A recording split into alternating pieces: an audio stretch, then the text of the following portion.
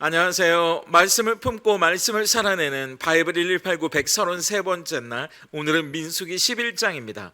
시내산에서 하나님의 영광을 맛보고 언약을 맺고 또 성막을 완성하고 드디어 이제 10장에서는 애굽을 나온 지 1년 1개월 만에 드디어 가나안을 향해 광야로 첫 발걸음을 떼는 이스라엘 백성들의 모습을 살펴봤는데요. 광야에서 나올 때는 그야말로 피난민처럼 급하게 짐을 싸고 허겁지겁 나왔다면, 이 1년이라는 시간을 광야에서 보내면서 하나님은 이스라엘 백성들을 제법 군대의 진용을 갖추게 하셨습니다. 질서정연하게 성막을 중심으로 대열을 맞춰 행군을 시작하게 하셨잖아요. 그러니까 아마 이스라엘 백성들도 스스로 느끼기에 뿌듯하고 뭔가 벅차오르는 감정이 있지 않았을까요? 그런데 오늘 민수기 11장은 어제 10장 군대와 같이 질서정연하게 행군의 첫 발을 내디뎠던 늠름한 이스라엘의 모습과는 완전히 상반된 모습을 보여줍니다. 갑자기 백성들 사이에는 원망과 불평의 아우성이 가득하게 됐고, 모세는 이렇게 더 이상은 못 가겠다고 차라리 자기를 죽여달라고 하나님께 소리를 높입니다. 아니, 이게 대체 어떻게 된 일일까요? 민수기 11장은 크게 세 부분으로 나눌 수 있는데요. 먼저 1절부터 3절까지는 짧은 한 단락이 서론처럼 나옵니다. 시내산에서 출발한 이스라엘 백성들의 첫 번째 불평이 나오거든요. 어떤 걸 불평했는지 그 내용은 나오지 않아서 잘 모르겠는데, 어쨌든 악한 말을 쏟아내면서 그 원망하는 소리가 하나님의 귀에 들렸대요. 그래서 하나님이 진노하셔서 이 백성들에게 불을 내립니다. 그러니까 사람들이 모세에게 달려가서 빨리 하나님께 기도해달라고 아우성을 치니까 모세가 간절히 기도해서 다행히 불은 꺼지고 첫 번째 불평 사건은 수습됩니다. 그런데 4절부터 23절까지는 이스라엘의 두 번째 불평 사건이 이어져요. 원망과 불평을 하다가 불을 맞았으면 하나님의 경고로 알고 좀 조심했어야 할 텐데, 이스라엘 백성들은 이제 음식을 가지고 불평과 투정을 부리기 시작합니다. 하나님이 그들에게 주신 은혜의 양식인 만나로 만족을 못하겠다는 거예요. 그러면서 자기들끼리 점점 그 불만과 원망을 나누면서 분위기를 흉흉하게 만들어 가니까 하나님도 엄청나게 화가 나십니다. 그리고 모세도 하나님 앞에 불평을 쏟아내요. 왜 이런 백성을 이끌게 했냐고, 나는 도저히 이 백성들을 감당할 수 없으니까 차라리 자기를 죽여달라고 모세까지 감정적이 돼버립니다. 그러자 하나님이 백성의 불평, 모세의 불평에 해결책을 주시는데요. 먼저 모세에게는 모세를 도와서 백성을 돌보고 짐을 나눠줄 장로 70명을 세우도록 하십니다. 그리고 백성들에게는 그렇게 고기가 먹고 싶다고 하니까 하루도 이틀도 아니고 한 달을 내내 먹을 수 있는 고기를 먹여주시겠다고 말씀하세요. 그러자 모세는 황당해하죠.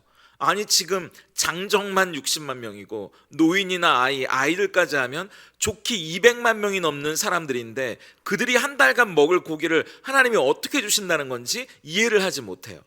그런데 마지막 단락인 24절부터 35절까지는 하나님이 그들의 불평에 어떻게 응답하시는지를 보여줍니다. 먼저 모세에게 세우라고 말씀하신 70명의 지도자들이 모여있을 때 그들에게 하나님의 영을 부어주셔서 그들이 예언을 하고, 심지어 모이지 않았던 사람들에게까지 하나님의 영이 임하는 놀라운 사건이 일어나거든요. 그래서 성령 충만한 지도자들이 세워지게 됩니다. 그리고 200만 명이 넘는 이스라엘 백성들이 한 달을 먹을 고기를 주신다고 하셨잖아요. 메추라기 떼를 땅 위에 그야말로 엄청나게 쌓이게 하는 기적을 베풀어 주십니다. 그래서 백성들이 아무리 못 가져가도 10호멜씩 가져갔다고 말하는데요. 한 호멜은 220리터니까 일반 가정의 욕조 하나에 가득 물을 채우면 그 정도가 된다고 하더라고요. 그러니까 한 사람당 욕조 10개를 가득 채우고도 남는 양을 가져갈 수 있었어요. 우리가 치킨 한 마리면 거의 한 끼를 먹지 않습니까? 어마어마한 양을 쏟아주신 거죠. 그런데 그게 끝이 아니었어요. 하나님은 이스라엘 백성들의 불신과 원망에 큰 재앙을 내리셔서 원망하고 불평했던 백성들의 상당수가 그 고기를 채 목으로 삼키기도 전에 죽음을 맞이하게 하십니다. 그들에게 응답하시고 고기를 주시기는 했지만 그들이 저지른 잘못에 대해서는 대가를 치르게 하시는 것으로 이 민수기 11장이 마무리됩니다. 10장의 가슴 벅찬 행진과는 너무나 다른 이 11장을 마무리하면서 우리가 깨닫게 되는 건 감정이 문제가 아니라 방향이 문제라는 사실입니다.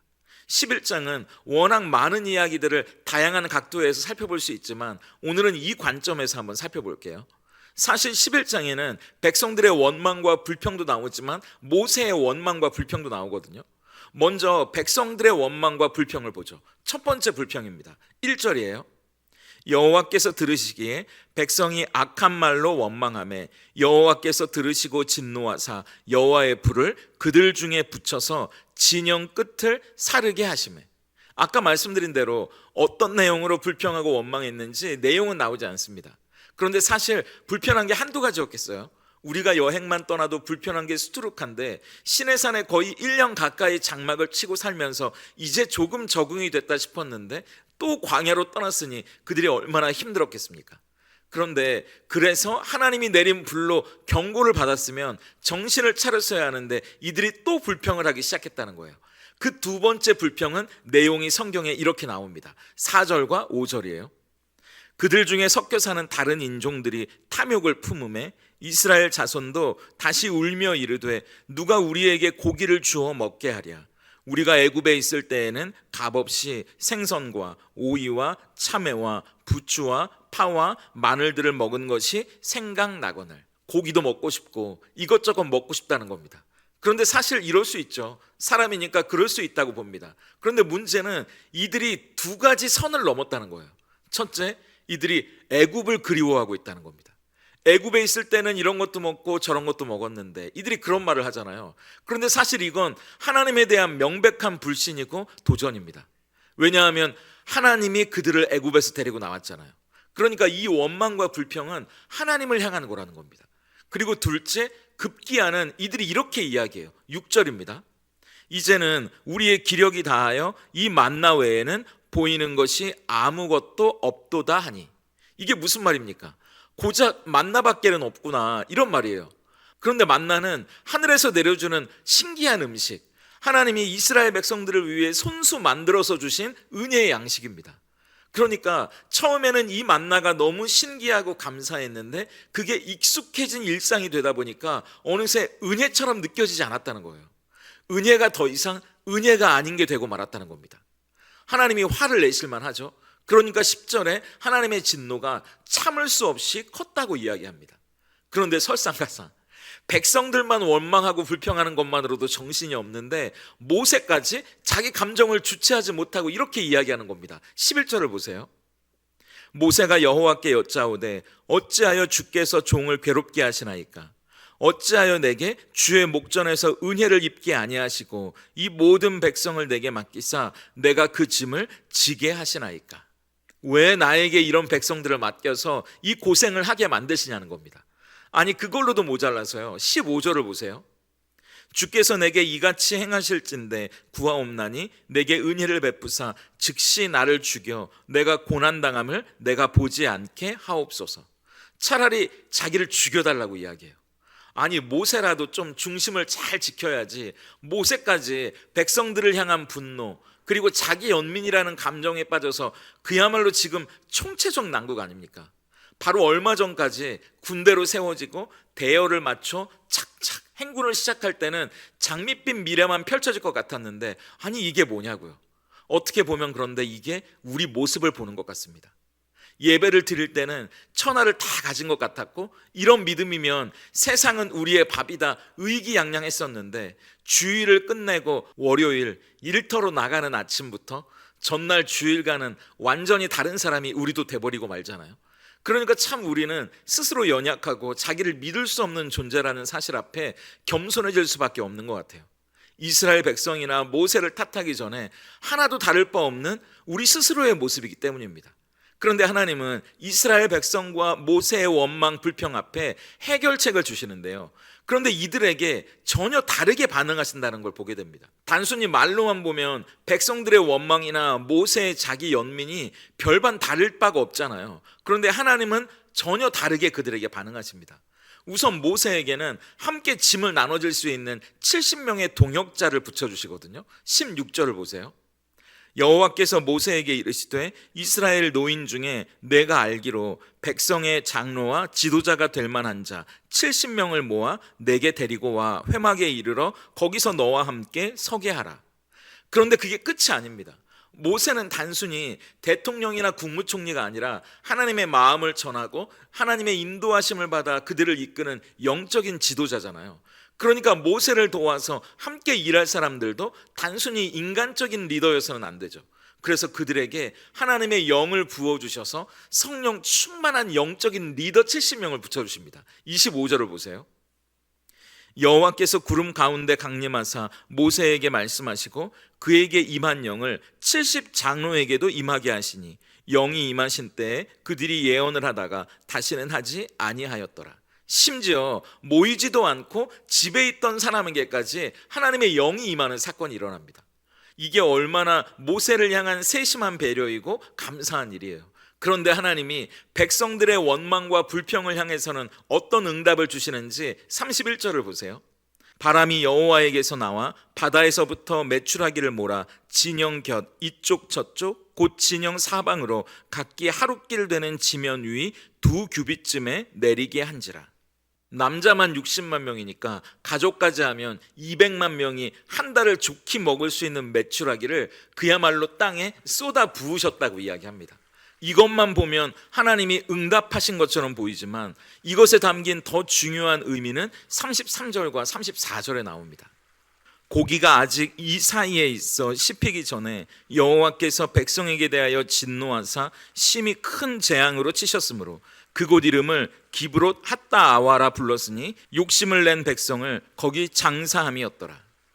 그건 하나님의 공급이긴 했지만 또 다른 의미에서 심판이었다는 겁니다. 그들의 원망과 불평을 하나님은 엄하게 죽음으로 심판하시거든요.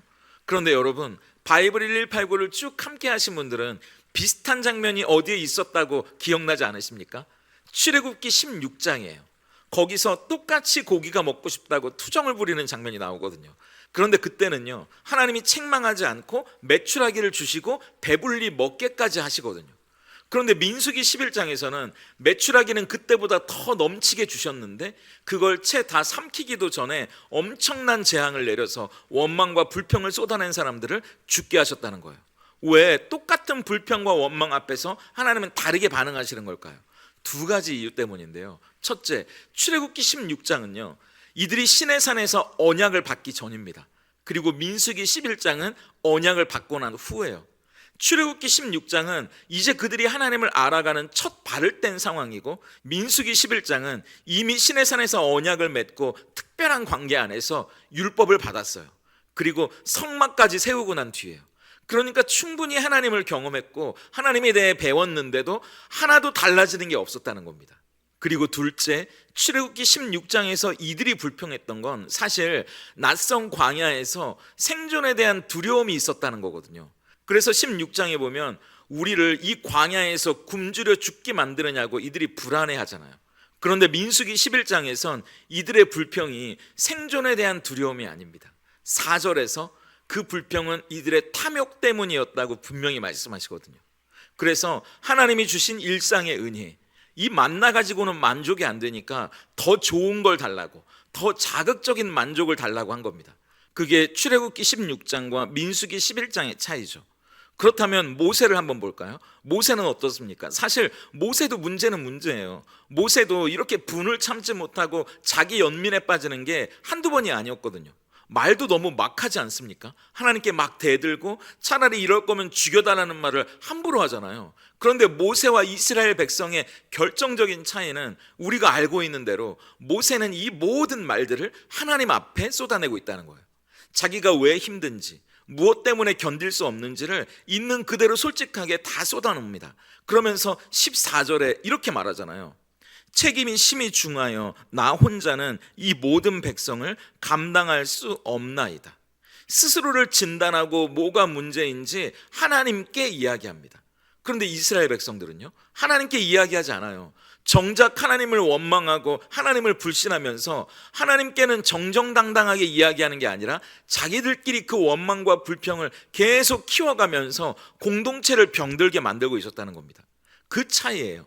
이미 이스라엘 백성들에게 하나님은 가르쳐 주셨잖아요. 성막을 통해 하나님을 만나는 게 왜 중요한지, 그리고 대열의 중심에 성막을 두고 이들이 성막을 바라보면서 성막을 향해 살아가야 한다는 것도 얼마나 누누이 말씀하셨습니까? 그런데 정작 이들의 마음은, 이들의 삶은 하나님을 향하고 있지 않았다는 거예요. 몸만 성막을 향하고 있었을 뿐이죠. 말씀드렸던 것처럼 우리가 걷는 인생의 광야에서 저도 여러분도 사실 이스라엘 백성 같고 모세 같지 않습니까? 어제 대단한 믿음과 결단으로 발을 내디뎌도 오늘 또 어떤 시련, 어떤 어려움, 어떤 고통, 어떤 문제들이 찾아오면 또 그 앞에서 원망하고 의심하고 불평하거든요. 그런데 생각해 보세요. 민수기 11장은 이들의 원망과 불평에 하나님이 어떻게 응답해 주셨습니까? 둘 다 넘치도록 응답해 주세요. 백성들에게 주신 메추라기가 사실 좀 과한 건 맞잖아요. 그런데 왜 이렇게까지 과하게 주시는 겁니까? 백성들이 하나님이 어떤 분인지 신뢰하지 못하고 원망하고 불평하고 또 하나님께 직접 말하지도 못하고 자기들끼리 뒤에서 수군대니까 어디 한번 봐라, 내가 얼마나 너희의 필요를 넘치도록 채울 수 있는 하나님인지 하나님은 그걸 보여주시는 겁니다. 너희는 내가 이것 정도 채워줄 수 없는 하나님이라고 나를 오해하고 있니? 나는 이것보다 더 넘치도록 채워줄 수 있는 하나님이야. 그걸 보여주고 싶으셨던 겁니다. 모세에게도 마찬가지예요. 70명의 장로들에게 하나님의 영을 부으시는 걸로도 모자라서 집에 있는 사람들에게까지 그 영이 흘러 넘쳐 부어지잖아요. 공급하시는 하나님, 채우시는 하나님은 그런 분이라는 걸 우리에게 보여주시는 겁니다. 하나님은 우리의 인생의 부족함, 우리에게 필요한 응답을 넘치도록 흘러 넘치도록 채우시는 분이에요. 그러니까 우리 안에 어떤 감정이 들든 그게 부정적인 감정일수록 사람들에게 가져가지 마시고 모세처럼 하나님께 들고 나아가실 수 있다면 좋겠습니다. 그러면 하나님은 넘치도록 채우실 거예요. 그분은 야고보서 말씀처럼 우리에게 후히 주시고 꾸짖지 않으시는 분이거든요. 그러니까 감정이 문제가 아니라 방향이 문제입니다. 우리도 하나님을 알고 신앙 안에서 배우고 그분을 경험했다면 출애굽기 16장, 민수기 11장에 머물러 있는 게 아니라 이제 그 감정을 가지고 그 필요를 가지고 하나님께 나아갈 수 있는 정도까지는 성숙해져 가야 되지 않을까요? 그때 우리에게 넘치도록 채우시는, 구하는 자에게 후히 주시고 꾸짖지 않으시는 하나님을 경험하는 우리 모두가 될 수 있기를 소망합니다. 오늘 바이블 1189 적용입니다. 첫째, 솔직하게 하나님 앞에 기도하기예요. 일주일 동안 한번 우리의 불평, 억울함, 분노, 서운함 같은 부정적인 감정들을 하나님 앞에 솔직히 토로해보는 기도를 해보세요. 그리고 그 문제에 대해 하나님이 우리에게 어떤 마음을 주시는지, 그리고 상황은 어떻게 변해가는지 한번 그것도 기록해보세요. 우리의 부정적인 감정을 뒷담화로 쌓아가기보다 하나님과의 관계를 더 깊어지게 만드는 정직한 기도로 한번 바꿔보실 수 있다면 좋겠습니다. 그리고 두 번째, 일상의 은혜에 감사하기예요. 하나님은 이미 이스라엘 백성들에게 매일의 만나를 주셨잖아요. 그 만나는 너무나 신기하고 감사한 음식이었습니다. 오늘 우리도 하나님이 주신 일상의 기적 같은 은혜의 시간들을 살아가지 않습니까? 그런데 어느새 그 은혜가 우리에게 익숙해지지는 않았는지 한번 되돌아보세요. 그리고 하나님 앞에 다시 매일의 감사를 회복해 보려 노력해 보시면 좋겠습니다. 함께 기도하겠습니다. 우리에게 주어진 삶의 광야를 걷게 하시고 인도하시는 좋으신 하나님 감사합니다. 큰 기대를 갖고 믿음의 행군을 시작했지만 여지없이 또 하나님을 신뢰하지 못하고 실수와 실패를 거듭하는 이스라엘 앞에서 우리의 모습을 발견합니다.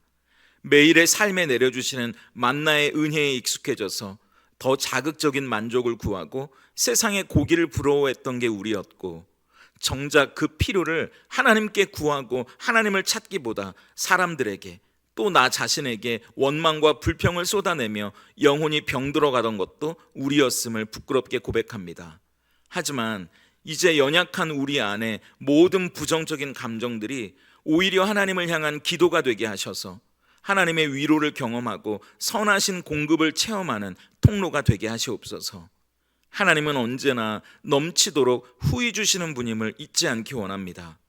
혼자 버거워하는 우리 곁에 70명의 장로와 같이 돕고 의지할 만하며 성령 충만한 동역자들을 붙여주시고, 혹시나 재정적으로 힘들어하고 현실의 문제로 고민하며 아파하는 분들에겐 해결과 응답을 넘치도록 부어주시옵소서.